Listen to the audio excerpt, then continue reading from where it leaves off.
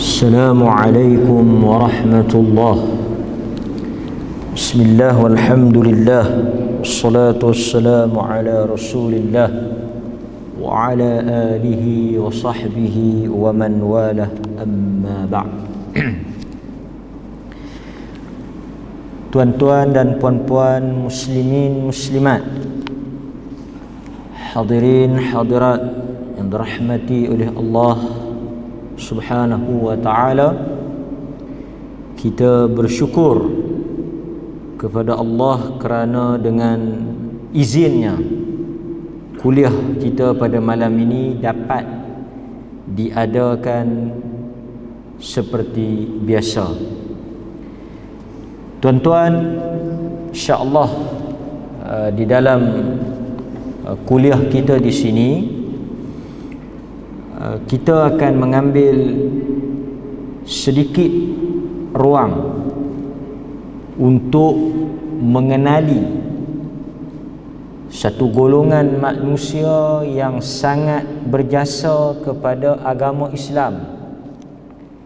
Satu golongan manusia yang sangat dekat dengan diri Nabi kita Muhammad sallallahu alaihi wasallam. Satu kumpulan manusia yang diredai oleh Tuhan. Satu kelompok manusia yang sangat dicintai oleh Nabi sallallahu alaihi wasallam. Kita insya-Allah bermula pada malam ini dan kuliah-kuliah kita yang berikutnya, kita nak membuktikan kecintaan kita kepada Rasulullah sallallahu alaihi wasallam dengan salah satu caranya kita menyebut kita mencintai Nabi, kita menyebut kita mengasihi dan menjunjung sunnah Nabi. Salah satu cara untuk kita membuktikan, menunjukkan benarnya cinta kita kepada Nabi sallallahu alaihi wasallam adalah dengan mencintai dan mengenali sahabat Nabi. Jadi sebab itu tanggungjawab kita sebagai orang beriman, kita mengaku sebagai orang beriman kepada Allah dan Rasulnya. Jadi sepatutnya kita sebagai orang beriman ini wajib mengambil sedikit masa peluang untuk mengenali manusia yang membawa agama sampai kepada kita. Mereka dikenali dengan gelaran sahabat Nabi. Jadi sebelum kita nak baca nama-nama sejarah hidup sahabat, kisah hidup mereka, sebagai permulaan kepada malam ini, kita nak kenali siapa sahabat dan kelebihan yang Allah letakkan pada diri sahabat Nabi. Salah satu tanda cinta kepada Nabi itu mencintai sahabat-sahabatnya. Sebab itu tuan-tuan, kita pernah dengar ada disebut di dalam hadis Nabi, salah satu cara untuk kita berbakti kepada ibu dan ayah kita yang meninggal adalah kita menyambung hubungan dengan sahabat-sahabat mereka. Maksudnya ada kedudukan sahabat tu adalah, apatah lagi manusia yang kita nak mengaji ni, yang kita nak dengar, yang kita nak kenal ni, yang kita nak baca hidup mereka ini, sahabat yang pernah hidup bersama, berjuang mempertahankan Nabi, meneruskan agama yang dibawa oleh Nabi, menjadi penyambung kepada ajaran Nabi. Kalau tidak ada golongan sahabat ini, kalau tidak ada golongan yang dikenali dengan nama sahabat-sahabat Nabi ini, agama tak akan sampai pada kita. Sahabat Nabi ini disebut mata rantai. Daripada Nabi nak sampai agama tu kepada kita melalui mulut-mulut sahabat, melalui jalan-jalan sahabat, baru sampai pada kita. Sahabat yang bawa, sahabat meneruskan apa yang ditinggalkan oleh Nabi. Maka sebab itu tuan-tuan, kita nak kena kenali tokoh-tokoh sahabat ni. Sahabat ni banyak. Ada yang menyebut 124,000 bilangan sahabat. Ada juga yang menyebut 144,000 sahabat. Ada kata 124,000, ada kata 144,000. Ada juga yang mengambil pandangan jumlah sebenar sahabat ni tak diketahui secara tepat. Ramai lah. Ramai. Jadi tuan-tuan, bukanlah kita nak baca semua tu. Kita nak ambil yang besar-besar ni. Satu malam mungkin seorang, mungkin dua orang cukup lah. Tapi malam pengenalan ataupun malam muqaddimah ini, kita nak kenali dahulu siapa sahabat dan kelebihan dan kedudukan sahabat. Yang pertama kita tengok definisi ta'rif. Bila kita sebut sahabat Nabi ni, siapa dia? Bila kita kata sahabat Nabi ni, sahabi ni, kan? Siapa golongan ni? Okey? Kalau kita tengok apa yang disebut oleh Al-Hafidh Ibn Hajar Al-Asqalani rahimahullah, kata beliau, yang dikatakan sahabat Nabi itu adalah orang yang berjumpa dengan Nabi ketika hidup. Orang yang berjumpa dengan Nabi lah. Sebab itu kalau dia tak berjumpa dengan Nabi masa hidup, dia tak bertemu dengan Nabi SAW secara kata apa sedar ni ketika Nabi hidup tu, dia tak boleh title sahabat. Tapi kalau nak kira jumpa dengan Nabi ni, ramai jumpa dengan Nabi. Abu Jahal jumpa, Abu Lahab jumpa. Mereka ni lagi sakan bertemu dengan Nabi daripada Nabi kecil lagi. Abu Jahal, Abu Lahab tu jumpa dengan Nabi ni daripada kecil lagi.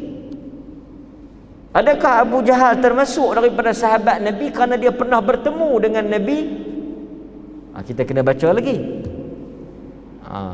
Definisi itu tidak berhenti setakat pernah bertemu dengan Nabi. Dia mesti beriman dengan apa yang dibawa oleh Nabi. Maka terkeluarlah. Bila kita sambung balik takrif itu, maka terkeluarlah sesiapa sahaja yang bertemu dengan Nabi, berjumpa dengan Nabi tetapi tidak beriman. Tidak beriman ni maksudnya apa? Tidak mengikuti ajaran Nabi dan tidak memeluk Islam. Jadi Abu Jahal, Abu Lahab dan juga musyrikin Mekah ni, walaupun mereka hidup dengan Nabi, bertemu dengan Nabi, mereka tidak mendapat title sahabat itu kerana mereka hanya bertemu tetapi tidak beriman dengan kerasulan dan agama yang dibawa oleh Nabi. Kita ni sahabat dah. Tuan-tuan sahabat Nabi tak? Kita beriman. Kita mengakui kenabian, kerasulan Nabi kita Muhammad. Kita naik saksi bahawa Nabi itu Muhammad itu Rasulullah, utusan Allah. Tapi adakah kita mendapat gelaran sahabat? Adakah kita menjadi sahabat Nabi? Adakah di hujung nama kita radhiyallahu anhu? Ada tak gelaran tu? Taklah, kerana kita tak bertemu dengan Nabi. Kita tak dapatlah gelaran sahabat Nabi tu. So dia kena bertemu, dia kena beriman, dan dia kena ada yang last ni. Dia mestilah mati. Dia mestilah mati, menutup hidup dia, mengakhiri hayat dia sebagai orang Islam. Dia kena ada tiga benda lah: bertemu dengan Nabi, beriman dengan apa yang dibawa oleh Nabi, dan dia mesti mati hujung usia dia sebagai orang Islam. Maka bila kita tengok ta'rif ini, ada beberapa poin yang kita boleh ambil perhatian. Pertama, satu. Sesiapa yang beriman tetapi tidak pernah bertemu dengan Nabi sallallahu alaihi wasallam, mereka tidak dikenali sebagai sahabat.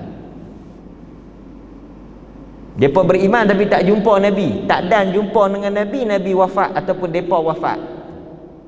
Sampai kesudah tak jumpa Nabi. Ashamah, Najasyi sebagai contoh yang tuan-tuan kenal. Dia beriman, dia masuk Islam, dia duduk di Habsyah, di Utopia, Avicenna. Dia beriman, tapi dia pergi jumpa tak Nabi di Madinah? Dia jumpa tak Nabi di Madinah? Tak. Nabi hantar sahabat saja pergi, tapi dia sendiri hanya berutusan surat dengan Nabi, tapi dia tak pergi ke Madinah, dia tak pergi jumpa Nabi. Dia tidak dikenali sebagai sahabat. Cuma masa dia meninggal di Habsyah, Nabi semayang jenazah dia di Madinah. Nabi kata dekat sahabat, bangkit, salat, telah meninggal saudara kamu, orang yang saleh, Najasyi. Tapi dia tak jumpa Nabi, dia bukan sahabat lah. Okey. Ada juga di kalangan sahabat Nabi sallallahu alaihi wasallam yang dia bertemu dengan Nabi, dia beriman dengan Nabi, tetapi dia murtad, dia keluar daripada Islam dan akhirnya dia mati sebagai bukan Islam. Selepas daripada kewafatan Nabi, dia keluar daripada Islam, dia mati sebagai kafir, dia bukan sahabat juga. Tuan-tuan ingat tak? Apabila wafatnya Nabi SAW, munculnya nabi-nabi palsu. Ramai orang yang keluar daripada Islam, sehingga Abu Bakar As-Siddiq melancarkan peperangan kepada orang yang murtad ni, menunjukkan adanya orang yang telah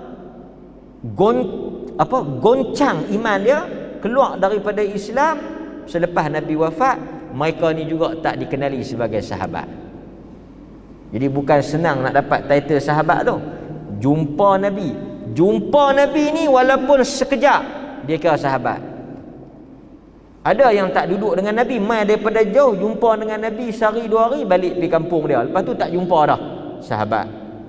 Walaupun ada di kalangan ulama yang mensyaratkan kena duduk bagi lama sikit, baru jadi sahabat. Tapi secara umumnya kalau dia biasa jumpa Nabi, walaupun sekali dia beriman, walaupun lepas tu dia tak jumpa dah dan akhirnya dia mati di atas Islam, maka kita kenali dia sebagai sahabat Nabi. Penting ni nak masuk dalam gelaran sahabat ni. Sahabat Nabi. Okey. Ada yang jumpa dengan Nabi tapi tak pernah tengok Nabi, tak pernah nampak dengan mata dia sebab dia buta. Dia jumpa Nabi tapi dia tak tengok. Pasal tu ulama sebut jumpa, ulama tak kata tengok. Ulama kata siapa yang bertemu dengan Nabi, sebab ada yang bertemu tapi tak nampak, yang tak tengok. Dia tak nampak muka Nabi, dia tak tengok pasal dia buta. Abdullah bin Umi Maktum, dia beriman, dia jumpa tapi dia tak nampak Nabi, dia tak tengok pasal dia mata dia buta. Tapi dia sahabat lah pasal dia jumpa. Bukan syarat tengok, syarat jumpa. Nampak? Okey? Jadi tuan-tuan hadirin mukminin, apabila kita sudah mengenali siapakah itu sahabat, yang dikatakan sahabat itu orang yang beriman dengan Nabi dan mati di atas iman, maka kita nak tengok pula bahagian yang kedua, kelebihan dan keistimewaan yang Allah berikan kepada para sahabat radhiyallahu anhum ajma'in. Okey. Antaranya kita boleh tengok di dalam Al-Quran, Allah Subhanahu wa taala menyebut di dalam surah Al-Fath, surah Al-Fath ayat 18. Saya baca terjemahan terus kerana kita nak meringkaskan masa kita yang terhad ni. Kerana kita tak boleh lebih daripada Isyak. Jadi saya baca terus kepada terjemahan. Tuan-tuan buka balik, tengok balik ayat surah Al-Fatih ayat 18. Allah Subhanahu wa taala berfirman, sesungguhnya Allah Subhanahu wa taala, terjemahan dia, meredai orang-orang beriman ketika mereka berbai'ah, yakni berjanji setia dengan kamu di bawah sepuhun pokok. Ini cerita Bai'atul Ridwan. Ini salah satu daripada ayat yang mengakui, meletakkan sahabat pada satu kedudukan yang sangat mulia. Allah kata Allah redha dengan mereka yang telah memberikan janji setia kepada Nabi di bawah pokok. Yang ni kita sebut sebagai Bai'atul Ridwan, yang mana mereka telah bersumpah setia untuk menuntut bela di atas berita pembunuhan Sayyidina Osman. Sahabat-sahabat Nabi semua yang duduk bawah pokok tu, yang telah berjanji setia, yang telah memberikan ikrar, Allah kata Allah redha dengan semua yang ada tu. Jadi tuan-tuan, sahabat ni dia ada ranking dia tau. Sahabat ni dia bukan sama level. Semua sahabat ni hebat, terbaik, golongan yang Tuhan redha, tapi dari sudut ranking tak sama. Sahabat ni dia tak sama dari sudut kedudukan. Antara yang tuan-tuan semua kena ingat, di kalangan sahabat-sahabat Nabi ni, ini cara kita nak kenali sahabat ni, yang paling tinggi, nombor 1 pada kedudukan yang paling hebat, mereka yang terlibat di dalam perang Badar. Ini nombor 1 lah. Yang mana mereka ini dikenali sebagai Ahlul Badar, Al-Badr. Jadi siapa-siapa yang termasuk di dalam golongan Ahlul Badar ni, ini sahabat yang paling tinggi kedudukan dia. Selepas itu, marilah golongan yang berbai'ah di bawah pokok yang Bai'atul Ridwan ni, yang kita baca dalam surah Al-Fat ayat 18 ni. Allah Subhanahu wa taala sambung ayat itu. Allah mengetahui apa yang ada di dalam hati mereka, lalu Dia menurunkan kepada mereka ketenangan. Dia memberikan balasan untuk mereka dengan kemenangan, iaitu pembukaan kota Mekah yang dekat. So ini ayat yang Allah tujukan secara langsung, khas kepada sahabat Nabi yang duduk bawah pokok tu. Pokok tu ada tak lagi? Pokok yang mereka bersumpah setia, yang mereka berbai'ah tu, ada ke tak? Tak ada lagi. Pokok tu dah tak ada dah. Tuan-tuan tak payah duk carilah. Pokok tu sudah ditebang oleh Sayyidina Umar Al-Khattab radhiyallahu an. Pokok tu tak ada apa pun, tak ada kelebihan pun. Pokok tu peristiwa yang berlaku tu yang Quran sebut. Kan? Okey. Allah Subhanahu wa taala menceritakan tentang Bai'ah Ar-Ridwan yang berlaku di kalangan sahabat dengan Rasulullah. Allah menyatakan dengan jelas di dalam ayat ini bahawa Allah meredai mereka.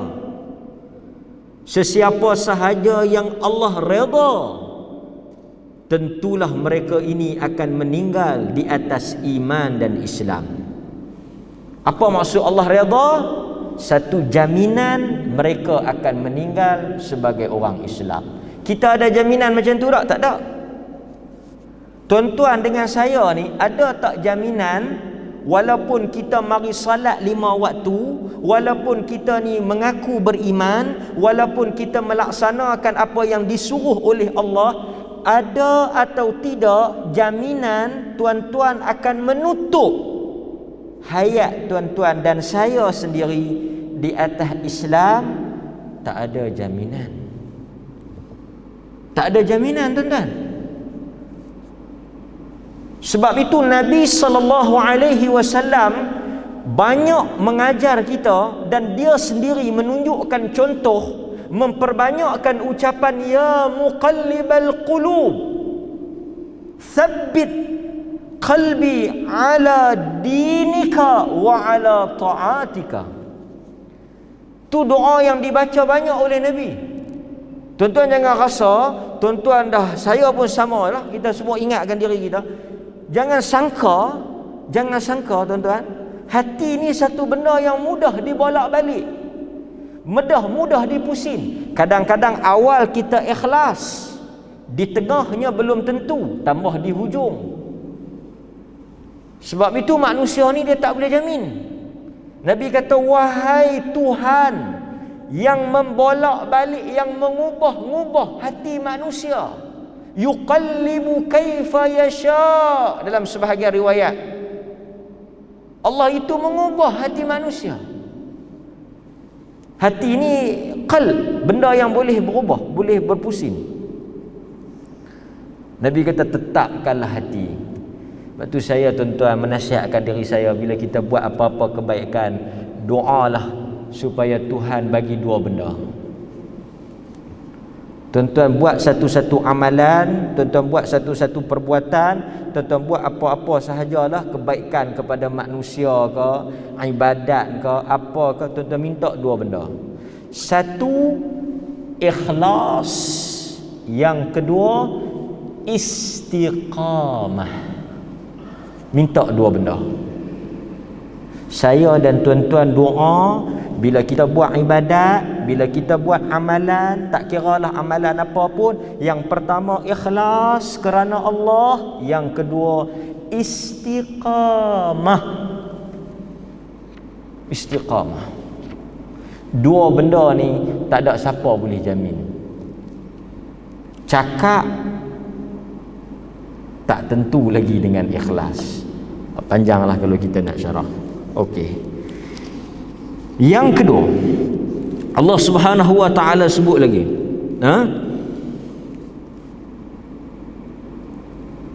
kata Jabir bin Abdullah, qala lana Rasulullah sallallahu alaihi wasallam يوم الحديبية أنتم خير أهل الأرض وكنا 1400. Hadis Bukhari Muslim. Kata Jabir bin Abdullah, sahabat Nabi, Sayyidina Jabir, dia kata apa? Dia kata Rasulullah telah berucap kepada kami yang berada pada hari Hudaybiyah, ketika mana kami mengikat janji setia, Bai'atul Ridwan. Nabi kata apa? Ni Nabi kata, tadi Quran sebut dalam surah Al-Fatah ayat 18, Quran recognize, Quran telah beri satu pengiktirafan. Ni Nabi pula cakap ni dekat sahabat-sahabat dia yang ada bawah pokok tu. Nabi kata apa?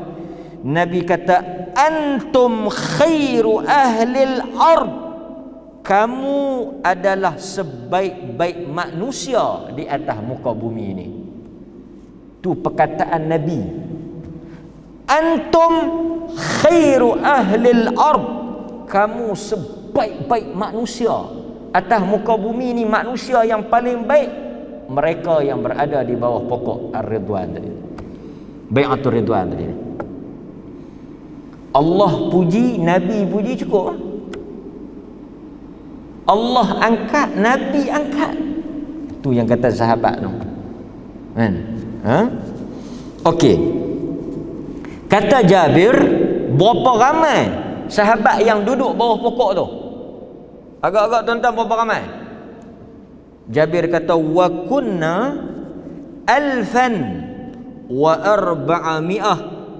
Pada ketika itu kami berjumlah alf, 1400,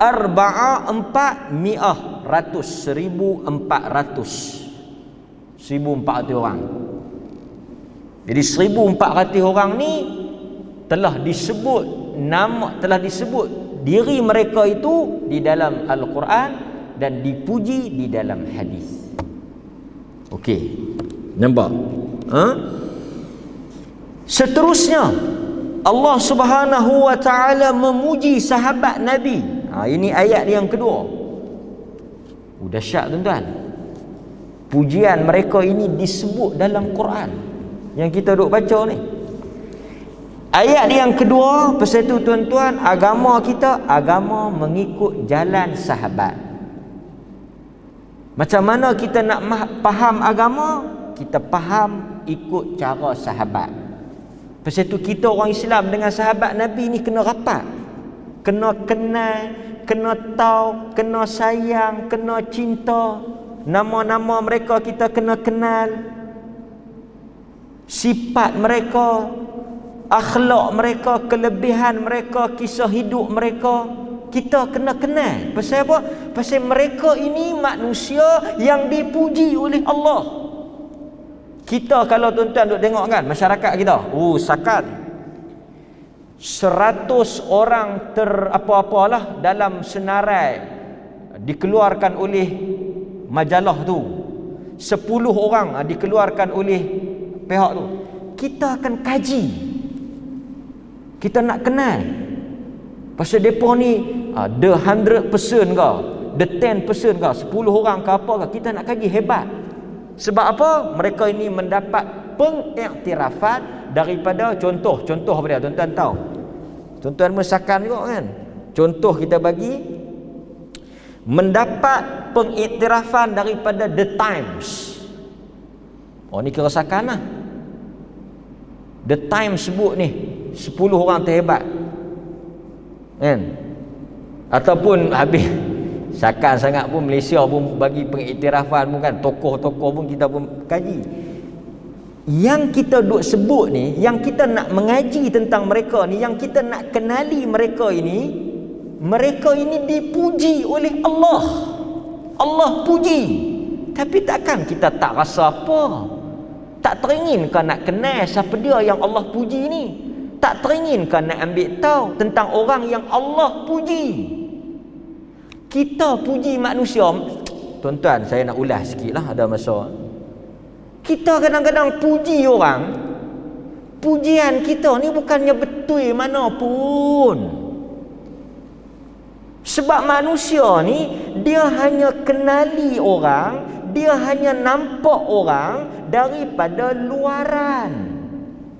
Kawan tu mungkin berlakon baik sikit, berlakon lembut sikit, cakap lemah gemalai sikit, duk buat melentok sikit. Yang kita semua ni pun rebah pi. Ni umum. Jangan duk kait dengan siapa. Penampilan, ayat-ayat manis kita pun puji, kita pun angkat, sokong. Lagi melampau ta'assub. Dia panggil apa tuan-tuan? Mentakdis, mensucikan. Tapi tuan-tuan, adakah pujian kita sesama manusia ni betul? Adakah apa yang kita kata pada dia tu betul? Kita tak tahu. Di sebalik kita, cerita yang dia tak tunjuk, lakonan dia di belakang kita, kita tak tahu. Saya tak kata kat siapa-siapa, termasuk diri saya. Sebab kita tengok luar betul lah, kita mana tahu dalam dia. Sebab itu kita sebut, sebab itu dalam Quran kata apa? Kita tidak mensucikan sesiapa, melainkan kita hanya sebut apa yang kita tahu. Allah yang mengetahui hakikat sebenar dia.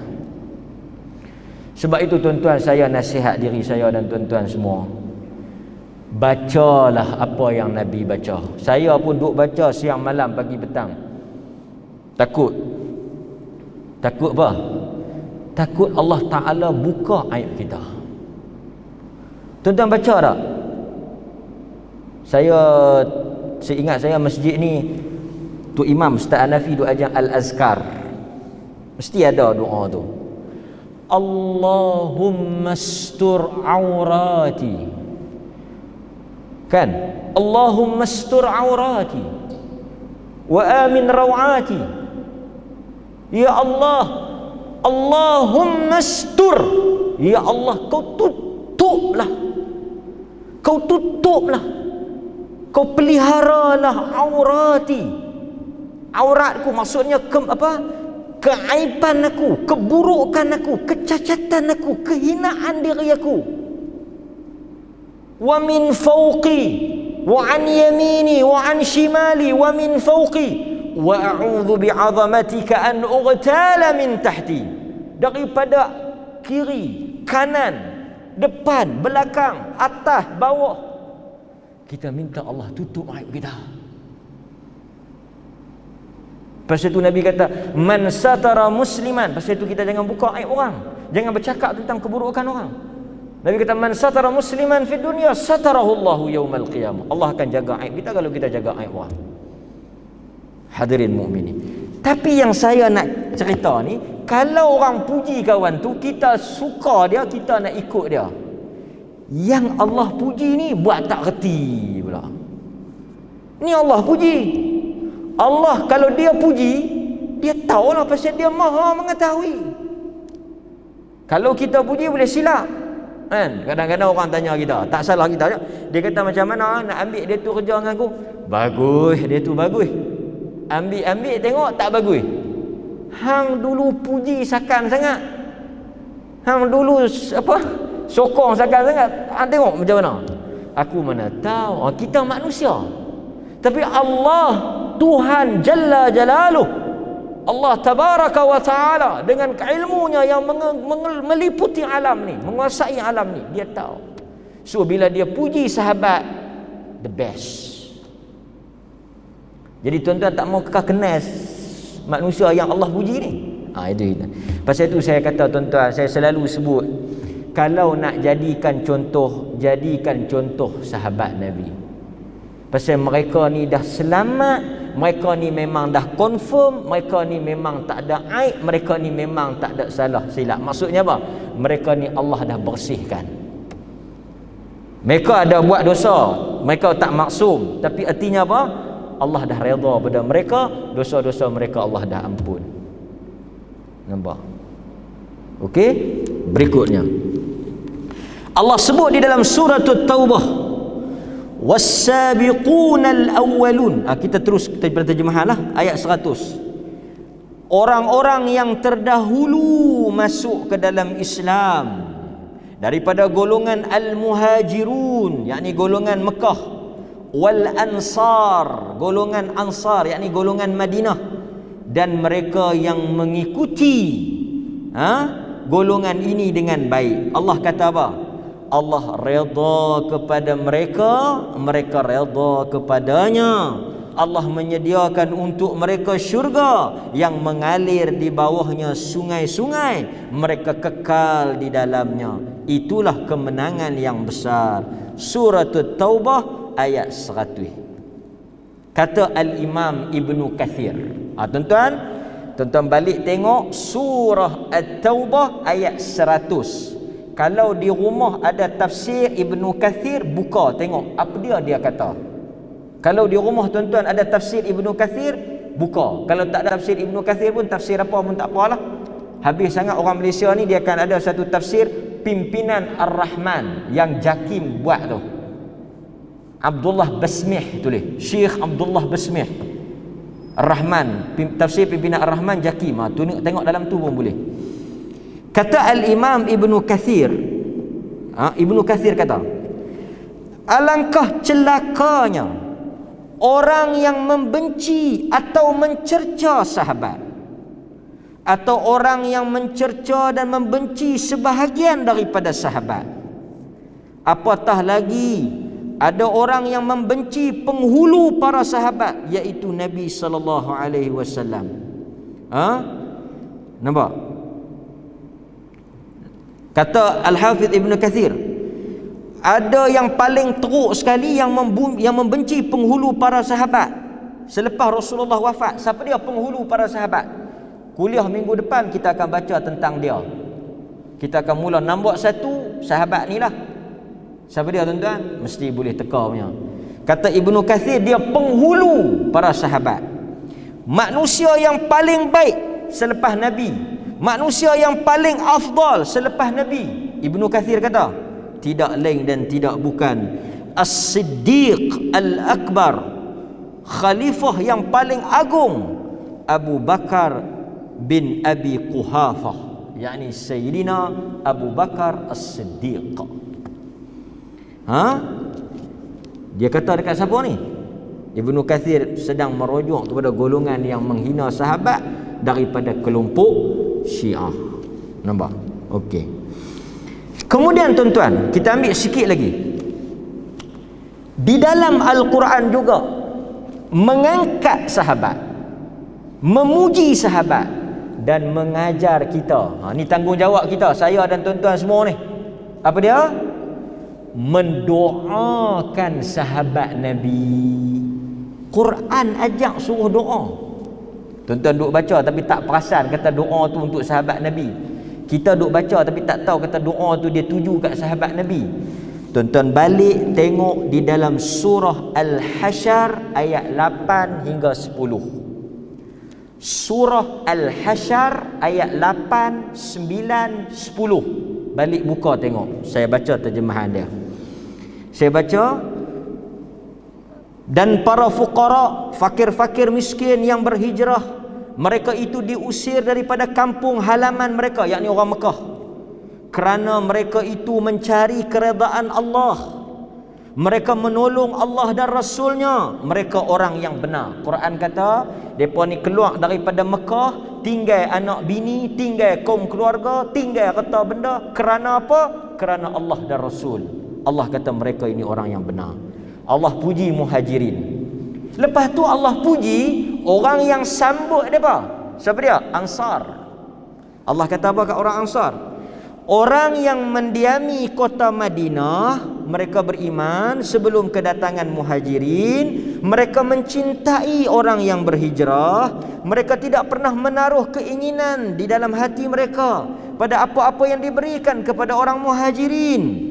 Orang Ansar mengutamakan orang Muhajirin atas diri mereka sendiri, walaupun mereka itu sendiri memerlukan. Allah puji orang Ansar. Bagus orang Ansar ni, cinta orang Muhajirin. Tuan-tuan, kita kena faham sikit lah. Sikit ambil. Arab ni dia terkenal dengan semangat kabilah. Dia terkenal dengan semangat puak. Tak ada? Kabilah, klan ni. Puak ni. Jadi kalau orang lain daripada puak dia, payah nak masuk. Tapi tuan-tuan bayangkan, mari daripada Mekah yang tak ada hubungan darah daging, tak ada hubungan kaum keluarga, tak ada hubungan kabilah tu, mai nak duduk di tumpang tempat mereka sambut, mereka raikan, mereka bagi anak isteri. Maksudnya mereka ada yang nak cerai isteri, suruh kahwin, bagi harta. Pasal apa? Pasal sama-sama Islam. Nampak? Sama-sama Islam, sama-sama Islam. Tak ada hubungan lebih besar selain daripada sesama Islam. Allah puji dua-dua. Lepas tu, nampak? Allah sebut tentang kita lah. Muhajirin, Ansar, dan Allah sebut tentang kita. Dan adapun orang yang datang selepas Muhajirin dan Ansar, yakni kita lah. Kita ni Muhajirin pun tak, Ansar pun tak. Kita selepas mereka. Kita kata apa? Kita kata Rabbana ghfir lana wa li ikhwanina alladhina sabaquna bil iman wa la taj'al fi qulubina ghillan lil ladzina amanu rabbana innaka raufur rahim. Doa ni baca. Tuan-tuan baca, Rabbana ighfir lana wa li ikhwanina alladhina sabaquna bil iman. Ya Allah, ya Tuhan kami, berikan keampunan kepada kami dan saudara-saudara kami yang beriman lebih dahulu daripada kami. Siapa dia? Muhajirin dan Ansar. Kami ni kemudian sikit. Dan jangan engkau menjadikan di dalam hati kami dengki kepada orang yang beriman. Ni tuan-tuan, Allah ajak kita jangan ada dengki. Wala taj'al fi qulubina ghillan. Jangan ada dengki dengan orang beriman, terutama orang Muhajirin dan Ansar. Tuan-tuan, ada cerita menarik tentang ayat ni. Ada masa saya sebut. Satu hari ada satu orang laki-laki. Pasal itu tuan-tuan bila baca doa Rabbana ighfir lana wa li ikhwanina alladhina sabaquna bil iman, tu tuan-tuan kena ingat ayat ini tuan-tuan sedang mendoakan untuk para sahabat. Dahsyat ni. Allah suruh kita doa untuk mereka. Ada satu orang laki-laki datang jumpa dengan Ali bin Husain. Siapa dia Ali bin Husain? Cicit Nabi. Sebab Husain bin Ali. Ali bin Husain bin Ali bin Abu Talib. So laki-laki ni mai jumpa dengan Ali bin Husain, iaitu anak kepada Sayyidina Husain bin Ali. Lalu lelaki itu bertanya, wahai anak kepada puteri Rasulullah. Laki-laki ni mai jumpa dengan Ali bin Husain. Dia tanya dekat Ali bin Husain ni, cicit Nabi ni, dia tanya, apa pendapat engkau tentang Osman? Pasal tuan-tuan kena tahu masa tu krisis. Dia tanya, apa pendapat engkau tentang Osman? Osman, tuan-tuan tahu Sayyidina Osman. Apa jawapan Ali bin Husain? Dia kata apa? Dia kata, wahai saudara. Saya ringkaskan lah. Dia tanya macam ni. Kamu tu tanya, apa pendapat kau tentang Osman? Ni aku nak tanya Ustaz. Hang orang Muhajirin ke? Dia tanya tu mungkin dengan maksud tak elok lah. Mungkin nak suruh condemn Osman kau kan, apa? Pasal tuan-tuan tahu Ali berlaku krisis kan dengan apa dia ni, bukan krisis Ali Osman tapi fitnah kan, pembunuhan Sayyidina Osman ni, naiknya Ali, pertelingkahan dengan Aisyah dan sebagainya tu, ada berlaku fitnah. Bukan depa nak berkelahi tapi ada fitnah. Okey, panjanglah cerita dia. Ali bin Husain tanya, engkau ni orang, ayat tadi sebut apa? Muhajirin, Ansar dengan orang yang mai kemudian. Dia tanya tiga benda. Dia tanya, engkau Muhajirin ke? Surah Al-Hasyr ayat 8, 9, 10 ni dia tanya kau tu, hang orang Muhajirin ke? Tak. Bukan, aku tak termasuk Muhajirin. Orang Madinah ha? Orang Ansar ke? Dia kata tak. Ansar pun tak. Kalau Muhajirin pun tak, Ansar pun tak, orang Mekah pun tak, orang Madinah pun tak, hang orang yang kemudian. Orang yang kemudian tak payah duk cakap benda tak elok, tak payah duk cakap benda buruk, baca Rabbana ighfir lana, cukup. Tuan-tuan dapat? Pasal itu ahli sunnah bila tentang sahabat, depa jaga mulut, depa tak cakap benda tak elok. Depa tak komen benda buruk. Siapa-siapa yang cakap benda tak elok tentang sahabat, diragui keimanan dia. Nampak? Okey. Hadirin mukminin, sebagai penutup, masa masih ada, kita tengok sedikit tadi daripada nas Al-Quran. Sekarang kita tengok sikit dalil daripada hadis tentang kedudukan sahabat. Kita tengok Quran kata apa, ambil 2-3 ayat cukup. Now kita nak tengok hadis kata apa. Sebab tu tuan-tuan jangan taksub pada mana-mana siapa-siapa, tak payah taksub. Taksub pada Nabi, pada sahabat. Ikut Nabi, sahabat. Jalan yang paling selamat, paling benar, paling betul, paling diradai oleh Allah, jalan Nabi dan jalan sahabat. Okey. Yang pertama, hadis yang diriwayatkan oleh Al-Imam Al-Bukhari dan Muslim. Nabi kata apa? Nabi kata daripada Abu Sa'id Al-Khudri radhiyallahu an, qala an-nabi sallallahu alaihi wasallam. Ni Nabi sebut kat kita kan. Nabi kata la tasubbu ashabi falau anna ahadakum anfaq. Nabi kata jangan maki, jangan sebut benda tak elok, jangan mencela siapa-siapa daripada kalangan sahabat aku. Nabi larang. Nabi kata kalau ada di kalangan kamu yang bersedekah emas sebesar bukit Uhud, bukit yang paling besar di Madinah tu bukit Uhud.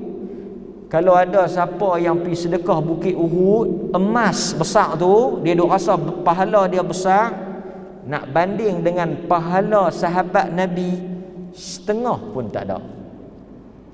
Tu dia punya besar bukit Uhud tu, setengah pun tak sampai pahala sahabat Nabi punya banyak. Hadis Bukhari Muslim. Tak apa tuan-tuan, oleh kerana masa telah masuk waktu Isyak, insya-Allah kita akan sambung kuliah kita pada minggu hadapan dalam kita mengenali para sahabat. Cukuplah 1-2 ayat-ayat tadi dan hadis yang kita baca ini membuktikan manusia yang telah dijamin oleh Allah dan Rasulnya sahabat. Kita nak kempen orang, kita kempen siapa? Sahabat. Senang tuan-tuan. Orang tak petikai. Wa sallallahu ala nabiyyina Muhammad wa ala alihi wa sahbihi wasallam. Walhamdulillahi rabbil alamin. Assalamualaikum warahmatullahi wabarakatuh.